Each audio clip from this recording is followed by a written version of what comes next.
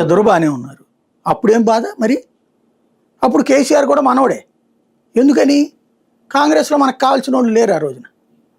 2014-19లో ఇక్కడ ఇద్దరు కలిసి భోజనాలు చేయలేదా, కూర్చోలేదా? ఇక్కడికి అమరావతి రాజధానికి కూడా పిలిచారు కదా.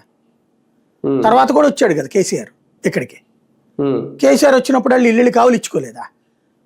తెలంగాణలో మన ప్రయోజనాలు నెరవేరాలనుకున్నప్పుడు కేసీఆర్ కావాలి. అప్పుడు 10 సంవత్సరాలు కేసీఆర్తో గొడవ పెట్టుకోలేదు, గుర్తెచ్చుకోండి ఒకసారి. మొదట్లో పెట్టుకున్నారు ఏది, కేసీఆర్ని దించడానికి. దించే కుట్రని చేసి కేసీఆర్ తన్ని ధరిమేశాక ఓ రకంగా, అంతే కదా, తన్ని ధరిమేసినట్టే కదా ఆ రోజున.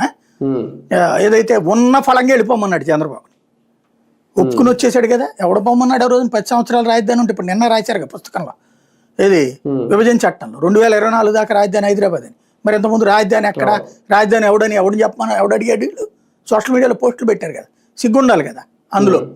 రాజధాని 2024 దాకా హైదరాబాద్ రాజధాని నీళ్ళే రాసి ఇచ్చారుగా ఇప్పుడు. మరి ఆ రోజునే మనం చెప్పాం అది హైదరాబాద్ రాజధాని అని చెప్పి, గుర్తుంది కదా. ఎవడొచ్చేమన్నాడు యువతలకి? ఎందుకు వచ్చేసారు? ఓటు కోట్లు కేసులో నిన్ను లోపలేకుండా ఉండాలని, నీ మీద కేసు పెట్టకుండా ఉండాలంటే ఎవడో ఆపలేడు నన్ను. I have that right. ఎందుకు? సాక్ష్యాధారాలతో సహా ఉన్నది ఏసీబీ దగ్గర, ఆయన వాయిస్తో సహా ఉంది. కొన్నది కూడా ఎవరి కోసం? టీడీపీ కోసం కదా ఏంది ఆ రోజున.